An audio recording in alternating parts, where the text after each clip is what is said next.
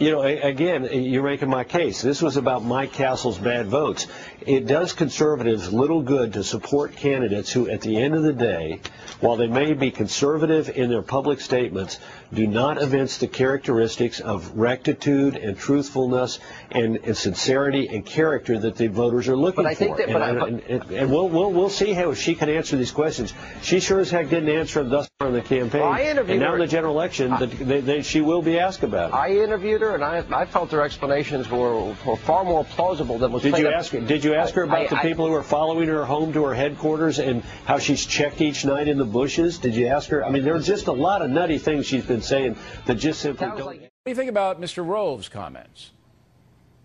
Well, it wouldn't be prudent of me either to get into a tussle with Karl Rove, as you say, but what the heck? Let's go ahead and do it. Some of these good old boys, and I have nothing against Karl Rove personally, you know, he's the expert, but Bill, some of these folks, they are saying that people like Christine O'Donnell and others, Tea Party Americans, can't win because they don't want them to win, because they know that a Christine O'Donnell, a Joe Miller from Alaska, in gubernatorial races like Susanna Martinez and Nikki Haley, these folks are going to shake it up, and they are going to do what's right for America, not necessarily what is right for a political party machine. But I have to get a little more specificity from you. Karl Rove's a very conservative guy. I mean, across the board, he is a conservative Republican, and he has engineered a lot of victories for the GOP. It doesn't seem to me that his value system is all that much different than Christine O'Donnell's value system, or yours, for example.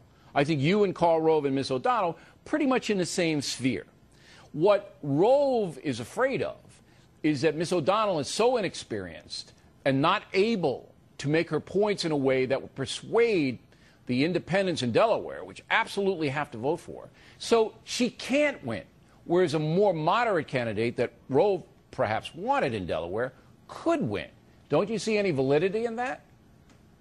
I don't buy that at all. I think that some of those in the hierarchy of the political machine, on both sides of the aisle, they are very much into some control and titles and egos and everything else. And I'm not saying that, again, about personally Karl Rove, but I think that that's just inherently in the nature of the hierarchy of a political machine. Now, what Christine O'Donnell is representing, it's not an extreme position when she just wants a smaller, smarter government and states' rights respected and all those things. She and Rove are simpatico. As I said, you and she and Rove are simpatico in your positions. Rove is worried about just the hard knocks of campaigning. Look, Miss O'Donnell could be on here tonight, could be presenting herself in front of the nation. Her people don't want her to be, because this is a tough I grant you that.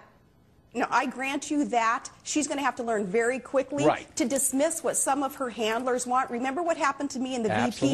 Remember I used to have to sneak in my phone calls. I remember to you getting a call from you hey, at like 11:30 on a Sunday night. I thought it was a prank call, but it was you. Absolutely. I know exactly what you're talking about. She's going to have to learn that. Yeah, very quickly. She's going to have to dismiss that, go with her gut, get out there, speak to the American people, speak through Fox News, and let the independents who are tuning into you, let them know what it is that she stands for, the principles behind her positions. There's a place in hell reserved for women who don't support other women.